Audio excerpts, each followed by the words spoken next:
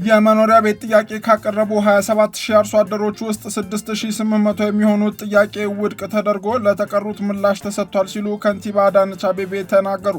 ትግራይ የመደራደር አቅሟ ተዳክሟል ሲሉ የቀድሞ የኢንሳ ዋና ዳይሬክተር ተናግረዋል። ለአደጋ ስጋት መከላከል ገቢ ከሰራተኛው ደሞዝ በቀጥታ እንዲቆረጥ የተዘጋጀው ሕግ እንዳይፈጸም ጥያቄ ቀረበ።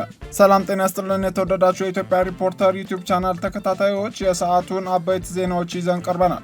ወቅታዊ መረጃዎች በፍጥነት እንዲደርሷችሁ የኢትዮጵያ ሪፖርተር ዩቲዩብ ቻናልን ላይክ፣ ሰብስክራይብ እና ሼር እንድታደርጉ እያስታወስን የሰዓቱን ዜናዎች ኢሊያስ ክፍሌ ያቀርብላችኋለሁ።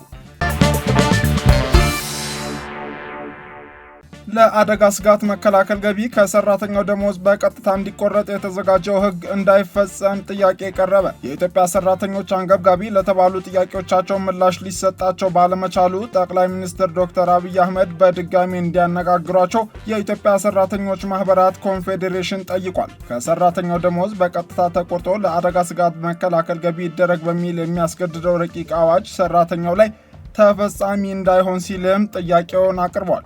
የኢትዮጵያ ሰራተኞች ማህበራት ኮንፌዴሬሽን ኢሰማኮ ፕሬዝዳንት አቶ ካሳሁን ፎሎ ነገ የሚከበረውን የሜዴይ ወይም የላብ አደሮች ቀን አስመልክተው በሰጡት መግለጫ ለተከታታይ መንግስት ምላሽ እንዲሰጥባቸው የቀረቡ ዋና ዋና ጥያቄዎች እስካሁን ምላሽ ባለማግኘታቸው ሰራተኞች ላይ ከፍተኛ ጫና እያሳደረ ነው።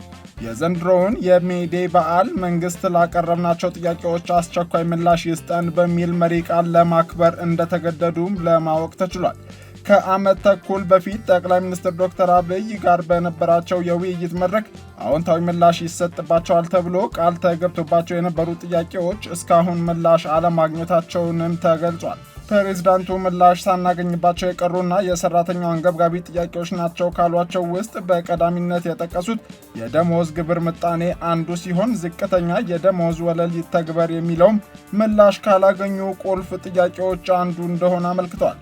የዘንድሮውን ሜዴይ በዓል እንዲከበር የተመረጠው መሪ ቃል በዋጋ ንረትና ካለበት በማይነቃነቅ ደሞዝ ከእጅ ወደ አፍ በሆነ ኑሮ በልቶ ማደር እየተቸገረ ያለውን የሰራተኛውን የዕለት ተዕለት እውነታ የሚያንጸባርቅ በመሆኑ ነው ያሉት አቶ ካሳሁን በሚሊዮን የሚቆጠሩ ኢትዮጵያውያን ሰራተኞች ያለው የኑሮ ሁኔታ አሁንም በጣም የሚያሳስብ መሆኑን ገልጸዋል። የዋጋ ግሽበት የደሞዝ ተከፋዩን የመግዛት አቅም መሸርሸሩን እንደቀጠለ በመሆኑና ዝቅተኛ ገቢ ያላቸውን ሰራተኞች ለመጠበቅ የሚያስችል ዝቅተኛ የደሞዝ ወለል አሁንም ባለመወሰኑ የሰራተኞችን በልቶ የማደር አቅም ተፈታትኗልም ብለዋል። ሰራተኞች የሚከፈላቸው ደሞዝ አነስተኛ ሆኖ እያለ ከፍተኛ የገቢ ግብር ስለሚቆረጥባቸው መሰረታዊ ፍላጎቶቻቸውን እንዳያሟሉ እስከ ማድረግ መድረሱን ስለመቀጠሉ በማውጣት መንግስት እነዚህን ታሳቢ ያደረገ አዎንታዊ ምላሽ እንደሚጠበቅበትም አመልክተዋል። ከነዚህ ችግሮች ባሻገር አንዳንድ አሰሪዎች የማህበር መሪዎች ለአባሎቻቸው ስለቆሙ ከስራ እንዲበረሩና እንደሚዋከቡ እንዲሁም ራቅ ወዳለ ቦታ እንዲዘዋወሩ ማድረግም ሰራተኞችን እያጋጠሟቸው ካሉ ፈተናዎች መካከል ናቸው ተብሏል።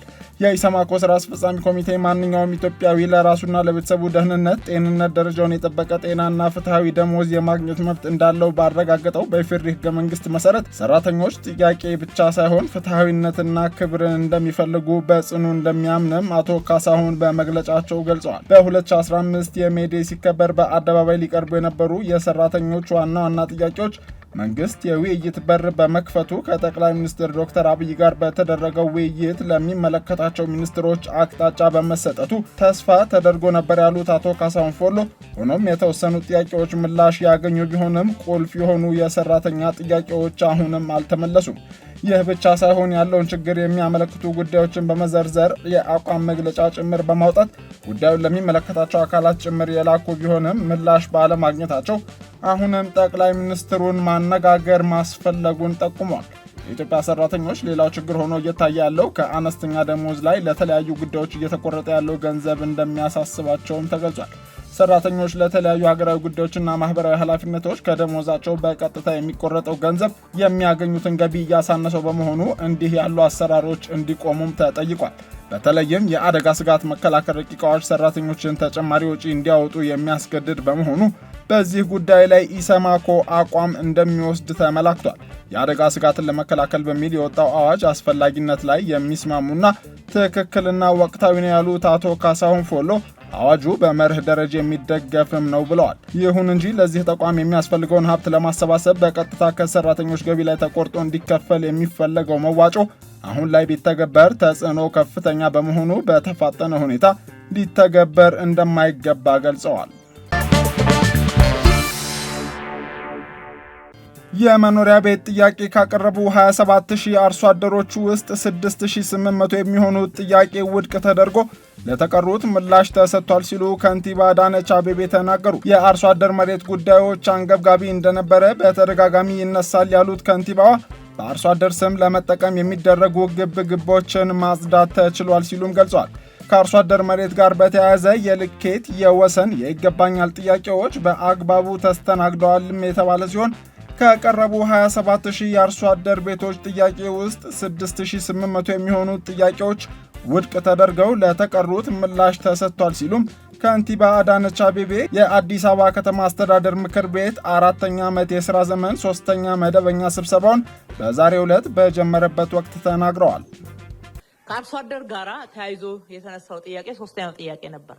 በተለይ በባለፈው ምክር ቤት ተደጋጋሚ ጥያቄ ሆኖ ነው የተነሳው። እሱንም ከዚህ በፊትም ለመመለስ ብዙ ጥረት አድርገናል። ነገር ግን እየተመለሰ በአርሶ አደር ስም አላግባብ ተጠቃሚነትን ለማስፈንና በዚህ ልክ ብዙ ጫናዎችን የመፍጠር ሂደቶች የነበሩበት ነው። ከዛ ጋር የተሟላ ምላሽ መስጠት አልቻልንም ነበር። አሁን ግን በየሳምንቱ እየገመገም ከታች ከወረዳ ጀምሮ ኃላፊነት የሚወስዱ ሰዎችን ከአርሶ አደር ኮሚቴ፣ ከወረዳ፣ ከክፍለ ከተማ ስራው የሚመለከታቸው የስራው ኃላፊዎችና ባለሙያዎች በደንብ እንዲሳተፉበት አድርገን ከልኬት ጋራ የሚነሳው ጥያቄ ተፈቷል። ከልኬት ጋራ ብቻ አይደለም ከወሰን ጋራ የሚነሱ ጥያቄዎች ተፈተዋል። ሁለተኛ ይገባኛል መብት ይገባኛል የሚሉትንም በተመሳሳይ ሁኔታ አጥርተናል። ወደ 27000 አካባቢ አመልካቾች ነበሩ።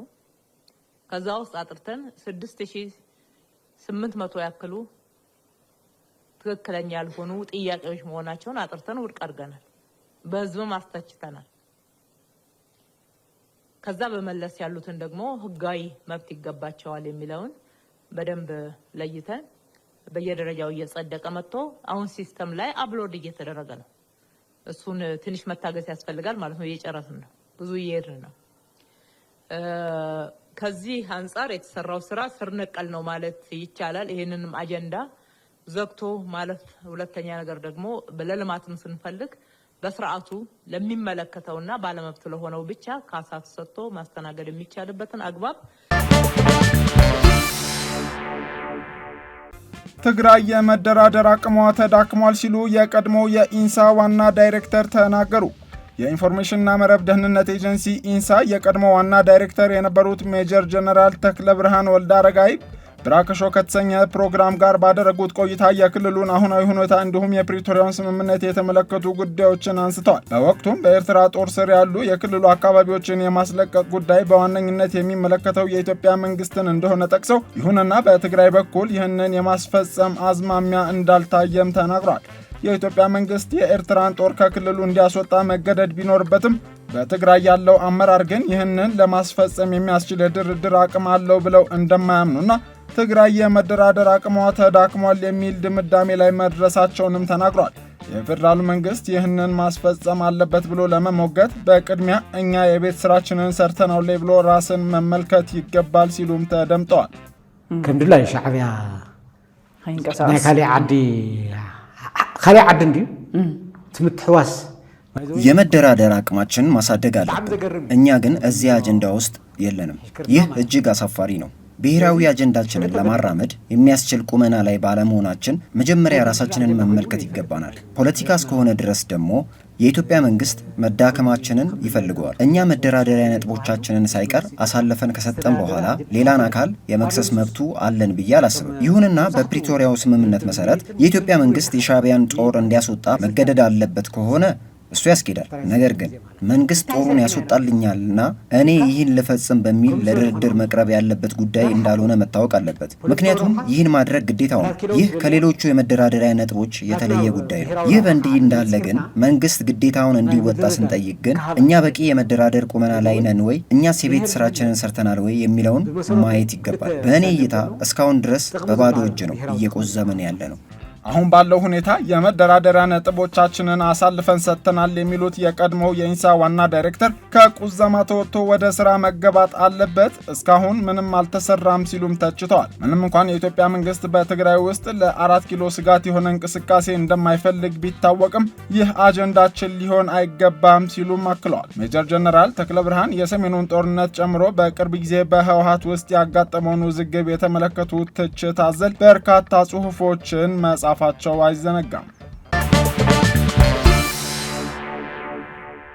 ውድ የኢትዮጵያ ሪፖርተር ዩቲዩብ ቻናል ተከታታዮች ለሰዓቱ የያዝንላችሁ አበይት ዜናዎቻችን ያደመጣችኋቸው ነበሩ። ወቅታዊ መረጃዎች በፍጥነት እንዲደርሷችሁ የኢትዮጵያ ሪፖርተር ዩቲዩብ ቻናል ቤተሰብ እንድትሆኑ እናስታውሳለን። መልካም ጊዜ